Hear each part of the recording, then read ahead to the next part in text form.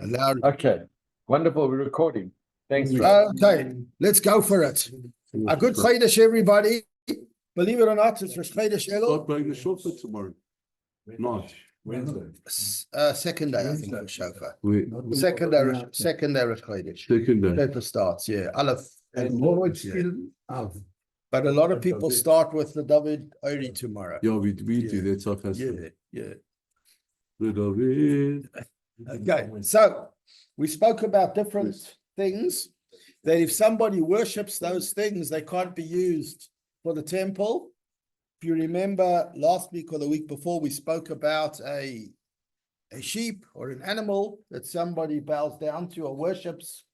And we asked, what's the story with using the wool from that animal for techelet, for the mitzvah of techelet, of the light blue that's used for tzitzit or a talit, or the light blue that's used for the big day kahuna, some of the garments that the Kohanim used in the Beit HaMikdash. And we also asked a few different examples that the Gemora brought forward. What about stalks of wheat? That somebody that prayed to plants went and prayed to the wheat plants, the stalks, and then they were ground up and turned into flour. And we asked if that flour could be used for minchas. Minchas meaning meal offerings, the grain offerings that were brought in the temple. They were accompanying offerings that were brought together with the animal offerings. When they would bring animal offerings, they would always bring menachas, that means meal offerings, which was like wafers and challah kind of thing, and bread. And they would bring nasachim, which were like beverages, libations, like liquid offerings, were also brought, normally wine.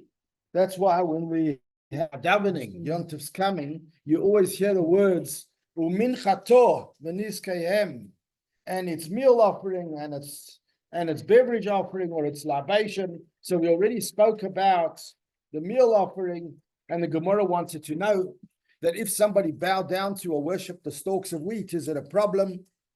Maybe it isn't a problem, because once the stalks are ground into flour, it's a different metziut, it's a different substance to the original thing that the person bowed down to. Maybe it isn't. Interestingly, the answer that the Gemara gave to most of the questions that we dealt with in the last few weeks, all similar questions. Can you use this and can you use that? And the pattern continues. But the answer to most of them was teiku, unresolved. We weren't able to figure out whether or not you could use them. And that's why if you look at the halachic codifiers, like Maimonides, like the Rambam or the Shulchan Aruch, in most cases they rule strictly. That means that you can't use these things. Why? Because when something's a Torah law, a law that comes straight from the Torah itself, and you have a safek, you have a doubt, the trend, the formula is to rule the chumrah stringently. When something is a rabbinic injunction and you have a doubt, if it's a rabbinic law, you have a leniency, you have a bit of slack to rule that since it's a rabbinic law and it's a doubt, if you put the two things together, you have a license or some slack to say, okay, we'll be lenient. But when it comes to a Torah law, like the usage of something for Avodah Zarah, for idol worship, if we don't know, if it's unresolved, we're normally going to rule that we can't use it.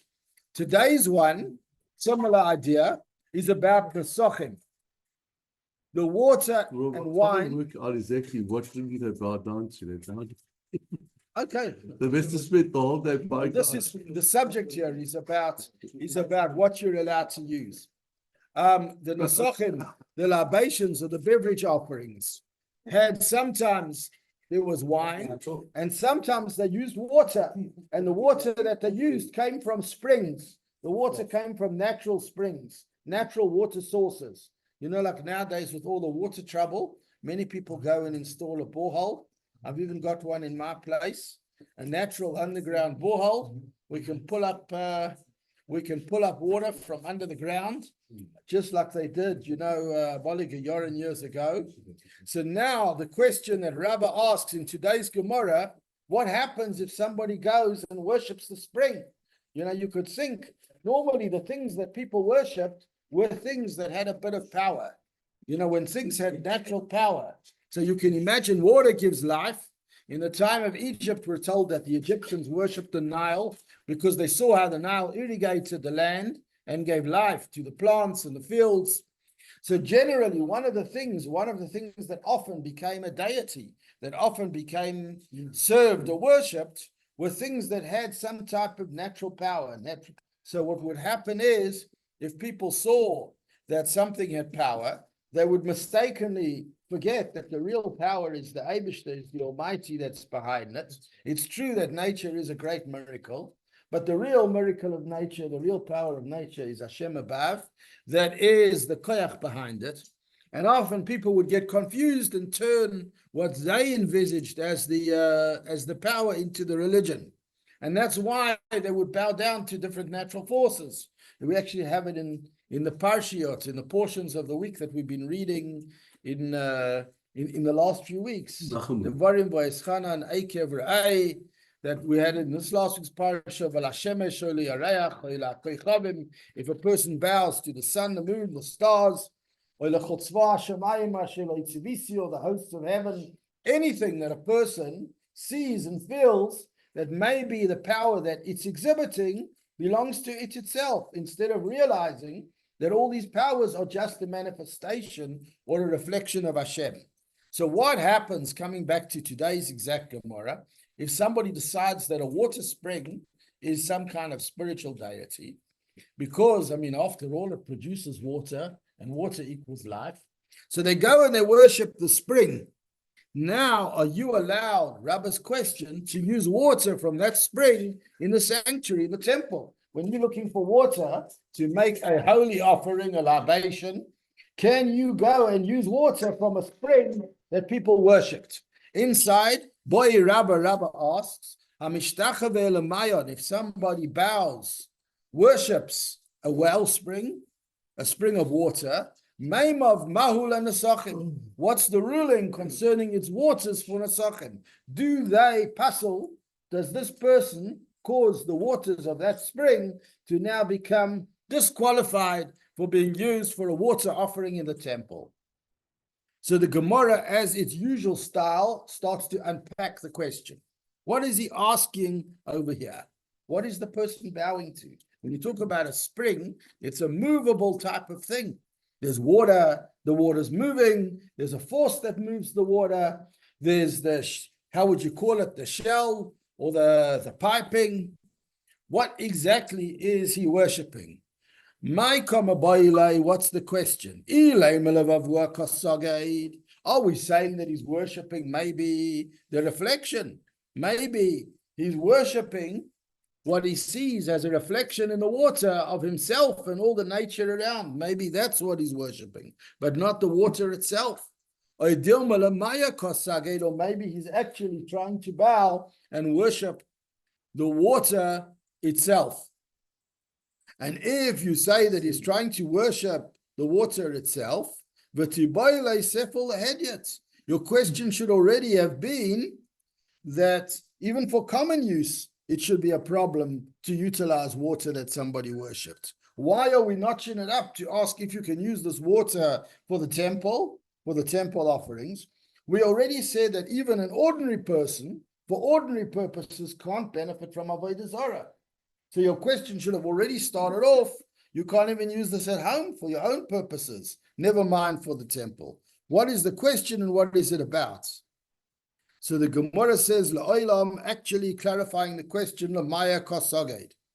We are talking about a case where the person has bowed down to the water itself.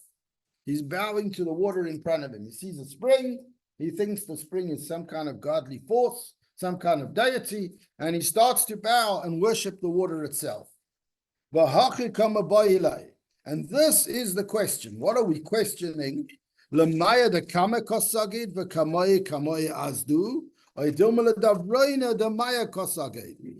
he bowing to the water that's there right now? Because as we know, water moves. Water moves along. It's not the same water, exactly. Is he bowing to the water that's in front of his nose? And therefore, somebody can't come and draw right now from there the second, but it's moving all the time. So just a few minutes later, the rest of the water in the spring is not a problem. Or maybe is he bowing to the force that is the spring, the whole system? And then it doesn't matter what water's inside it. All the water that this system is producing could be disqualified from his action? That is the question. So once again, Lemaya de Kamei Kosaged, the Kamei Kamei Azdu. Are we saying that he's bowing to the waters in front of him and those waters have gone and there's no problem with the water that's now there, replacing it? Or maybe maybe he's bowing down to the general idea of that well, of that spring, and then the whole spring would be a problem. So you imagine if you bow down to the toilet or to the water in the toilet. To the water in it. This is the spring. The spring. So the Gemora asks a question. And the question is, why are you asking the question at all? Because there already was a ruling. There already was a ruling given by Rabbi Shimon ben Yehoitzadok, who said that public water sources cannot be disqualified. In other words, it was already taught that a general spring belongs to everybody. It's everybody's water. It's for public consumption. And like we said, with all kinds of natural phenomena before, that people don't have a mandate. You don't have an autonomy to go and disqualify water that belongs to everybody, even if you worship it. Just like we said earlier on, that if people go and worship a mountain, does that mean you and I can't have a picnic there anymore? Because some other Meshugoyim decided to make that into their god. If they went and they worshiped trees that other people never planted for any bad purpose, they're just trees in a forest, and they decided to turn them into something godly or some deity. Now I can't benefit from the shade there.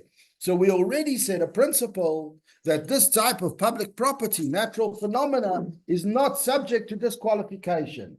Besides for which, it's not owned by anybody in particular, it's property of the public. And we also said that in order to disqualify something with Avodah Zarah, the one who does it has to own it. It has to be his. If it's private property that he does this to, then he's messing up his own assets. He's doing it to his own thing that he owns. But to go out and worship something in the general, how would you call it? He's on a hike and he starts public domain, and the stuff in the public domain doesn't belong to him, then he has no rights. He has no ability. So It doesn't cover. Sorry? That would be Avodah Zarah. No, so he would still be guilty of Avodah Zarah because he worshipped it. It wouldn't get him off the hook. But the concept that he would disqualify the thing that he's worshipping, he doesn't have the power over it because it's not his. So you and I should be able to come and benefit from it afterwards. That's the difference. In other words, there's always two things in any mitzvah. There's gavra v'chefza. That means there's the person and there's the object. You know that expression, don't play the man, play the ball, or whatever it is. There's the ball and there's the man. Or play the ball, not the man. There's the ball and there's the man. There's the object of the mitzvah and there's the person. And sometimes both are important and sometimes one or the other. You know, I can put on your tefillin and do a mitzvah, but they're still your tefillin. It's not my tefillin. They don't become mine because you split me daven chakras in them. But sometimes you do need to own the thing you do the mitzvah with. We come into Sukkot, and for a lulav to do the mitzvah, you need to own it. That's why you get a temporary gift when somebody gives you their lulav to use. But here we're talking the other way around. You can't mess something up with your worship if it doesn't belong to you, if it's the public domain.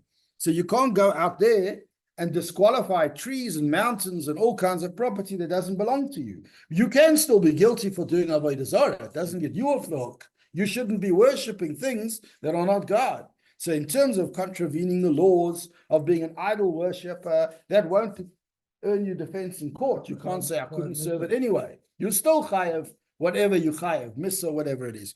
But you can't prohibit it for others. And likewise about water, the Gemora is quoting that Rabbi Shimon said in the name of, Rabbi Yochanan said in the name of Rabbi Shimon ben Yehoitzadok, that he said specifically about public water springs, that water springs that belong to the public cannot be disqualified by individual people. Hence, the question is, why is the Gemora posing a question if that's a premise that was already stated elsewhere?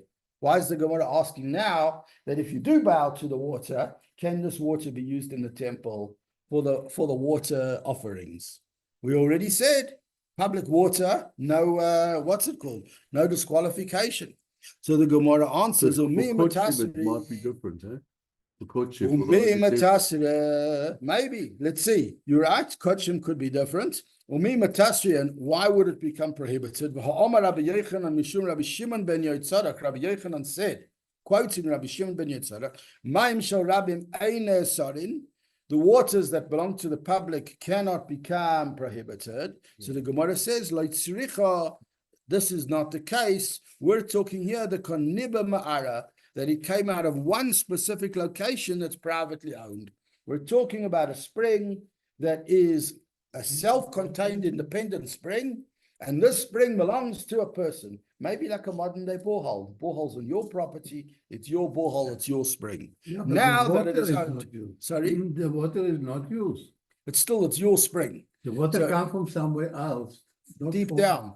No, it doesn't matter, but it comes from something else. From your property. It can be a river. But After as you one pull it river. up, it's yours. You make, it's The water in the bucket that you pull up is yours. But the rest of the water is not. so yours. on the way up, you're already worshiping the system, whatever's under the ground in this particular spot. What do you mean by worshiping? What form do you worshiping? do? Ah. In what form do you worship? Yeah, whatever you By do. having it, by No. owning it? No. The worshiping would be that somebody has gone and taken it as if it's a deity. They've decided that this is a godly force. This is some kind of spiritual thing, like you would worship an idol. Like in pagan times, they would have statues and they would have images, they would have all kinds of things. So let's say that somebody says that I believe that water is the godly force in the world, and therefore my religion is to bow to water. So what do? Like Jews go to shul to daven lahavdil, I wake up in the morning and I stand by the spring and I bow down to the spring because I believe that that's what gives the world its vitality. That is avodah zarah. That's a form of idol worship. You're bowing to or worshiping the spring. The worshiping of the spring or anything else that you worship, whether it's the spring or an animal or anything else, our worry is now you're disqualifying it for me or somebody else to benefit from, because a Jew can't benefit from something that somebody has worshipped as avodah zarah, unless it has some form of protection, like a public domain, like we spoke of. So the Gemora says we're talking here about a private spring, and because the spring is privately owned, he wants to know if somebody worships the privately owned spring, and more specifically, the person that owns it actually worships it. So now he turns it into avodah zarah, because it's his place. Like we also said about statues, that if somebody worships his own statue or his own animal or his own, he turns it into avodah zarah. Now a Jew cannot benefit from it. We can't have hana from that thing, and we certainly wouldn't want to use it in our temple. And this remains one of the unsolved dilemmas, unsolved situations that that our Gemora is talking about over here. That is one of the. It doesn't say teko. Sorry. It doesn't say teko. Yeah, it's interesting. This one doesn't say teku, but it doesn't give an answer. Yeah, Yeah, saying like it's What's private. take- It's a different story. But unresolved. publicly, it's not. Mm. When it's not resolved, it is resolved. No, but if you have a No, public, the question It remains- does say public well, So it's public. The dilemma is not with regard to a public spring. It is necessary with regard to spring that flows from the ground in one specific location privately owned. But the question stands. The Gemara is explaining the question, not answering it. Is a Jew allowed to be a bystander in somebody else involved in avodah zarah? So we don't always have a choice, because I mean, you and I can't arrive in a church down the road and say we don't agree with this. But unless it's our land, Sorry? if it's our land in biblical times, I mean, today you've got democracy and freedom of religion and all the wonderful stuff that comes with the modern era, that unfortunately is not so wonderful. And Yeah, you got the protective. right for the I've middle. got a But, question related to that, but I think I'll let you finish. Yeah. and I'll ask. Okay. But we don't normally have a mandate, but you're right. If we had the power, we'd have to stop it. You've got a No, mineral the right. point is that all the Zoronics would puzzle all the wells Sorry. in the world, because they're just going down there and they say, no, you can't.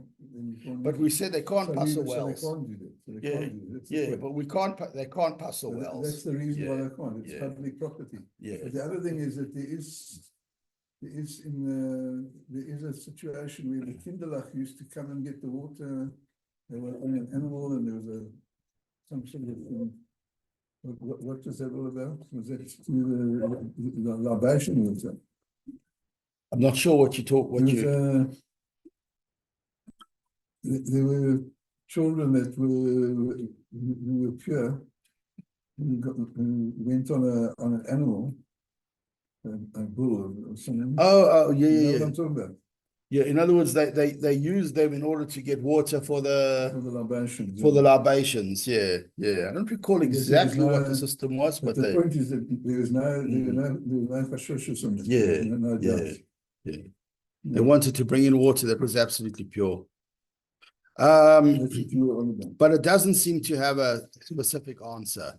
The next one is actually quite interesting, that we talk about a person that says whose home was right next door, the home of a Gentile, who had a home that was dedicated to Avodah Zarah.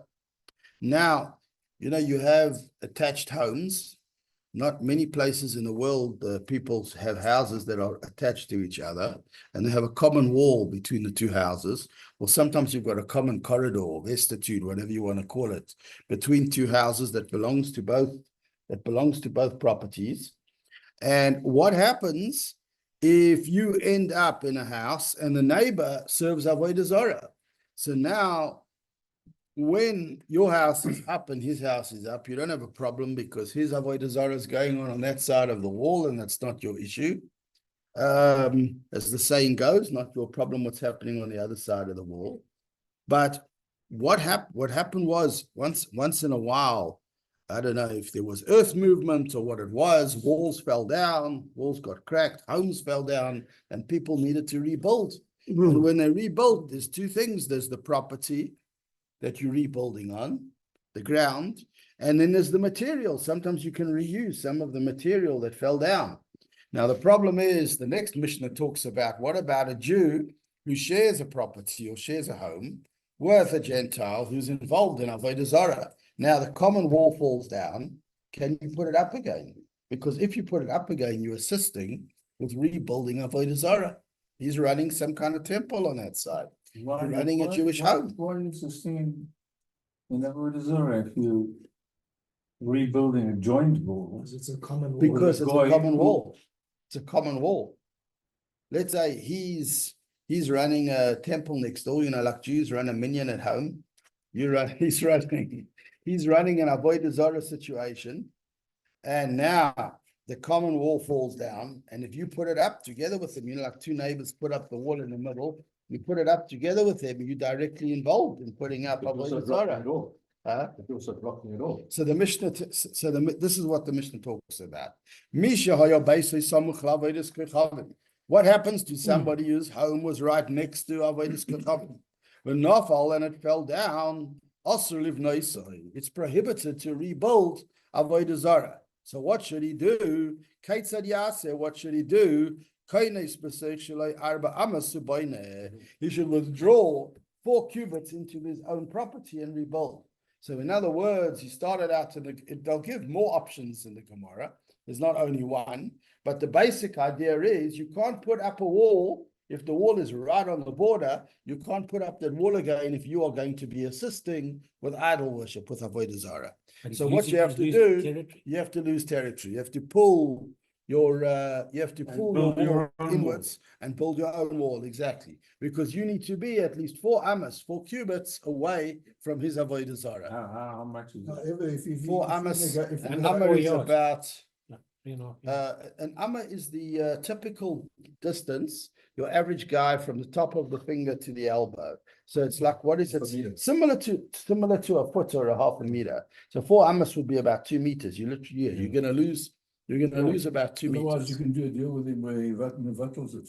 Yeah, try to get it to be Mevatel is Avodah Zarah. So Absolutely. Oni, you have to come next week because you got a neighbor that's problematic.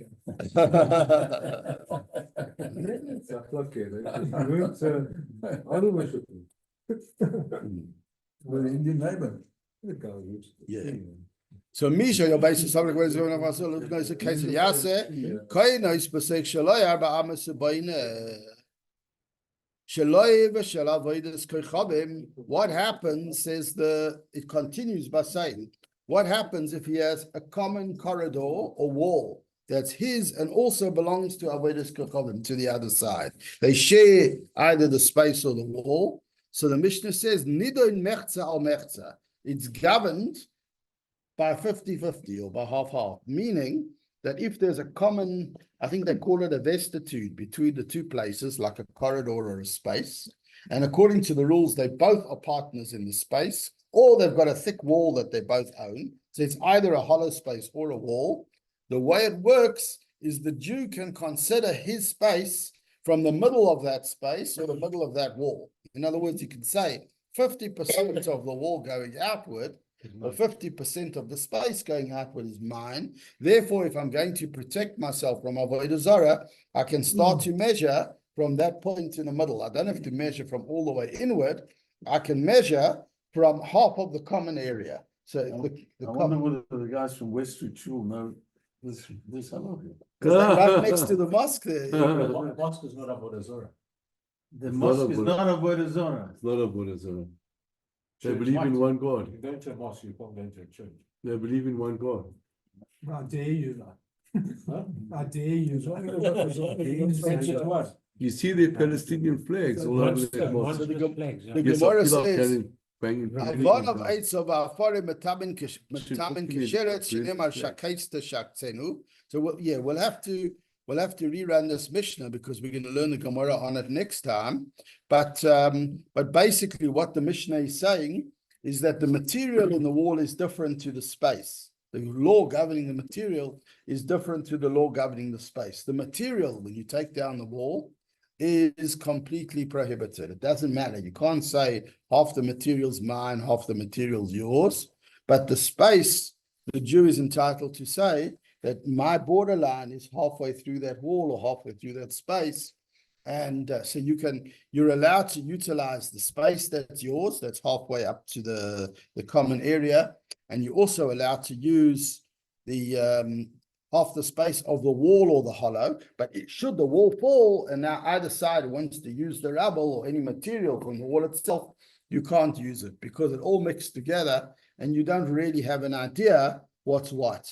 Unless there's one of the commentaries that says, that comments that if it's very clear whose material is whose, let's say they each built their piece of wall and they use distinctly different types of stone or wood or whatever. So you can even see in the pile clearly what's my material and what's his material, then you can use your material if it's absolutely clear. But if it's not clear, if it's all mixed together, then you mustn't touch any of it because the material of Avodah Zarah, the Gemara points out, is matamin kesheretz. It says just like a sheretz, like a creepy animal, is imparts tumah, imparts spiritual uncleanliness, so too how would you call it, pieces of Avodah Zarah, something that was used for idol worship, even after it's disintegrated, its particles impart tumah, impart impurity.